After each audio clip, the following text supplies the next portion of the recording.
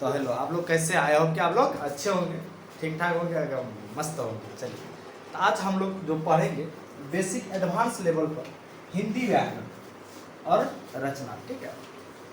तो हम लोग हिंदी व्याकरण में क्या क्या पढ़ने वाले हैं यहाँ पे लिख दिए हैं, ठीक है। देखिए, पहला है व्याकरण, उसके बाद वर्ण विचार, संधि, शब्द, संज्ञा, लिंग, वचन, कारक, सर्वनाम, विशेषण, क्रिया, काल, वाच्य, अवयव, क्रिया विशेषण, ठीक है। उसके बाद क्या है? विराम चिन्ह, समास पढ़ेंगे, उपसर्ग पढ़ेंगे, प्रत्यय पढ़ेंगे और वाक्य विचार पढ़ेंगे, ठीक है।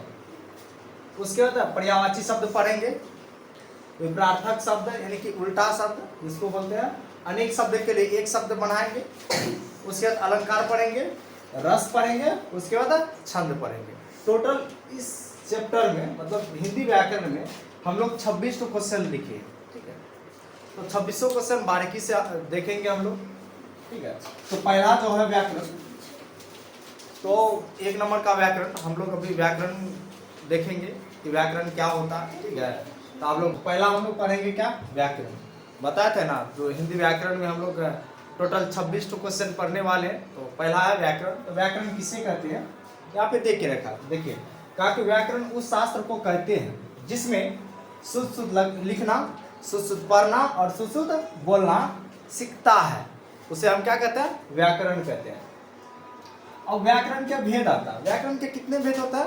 3 भेद होते हैं। एक आता है वर्ण विचार, शब्द विचार और वाक्य विचार। ये 3 भेद है इसका, व्याकरण का। ऐसी में एक आता है भाषा। भाषा किसे कहते हैं? तो जिसके द्वारा मनुष्य अपने मन के भाव को लिखकर या बोलकर एक दूसरे पर प्रकट करे, उसे हम क्या कहते हैं?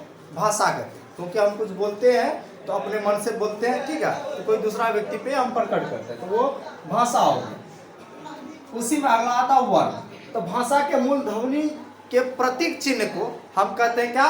वर्ण। जैसे वहां जाता है क, आ, क, च, त, प है और आदि, ये हमारा क्या हो गया? वर्ण हो गया। अब हम लोग पढ़ेंगे व्याकरण के भेद, वर्ण विचार, शब्द विचार और वाक्य विचार।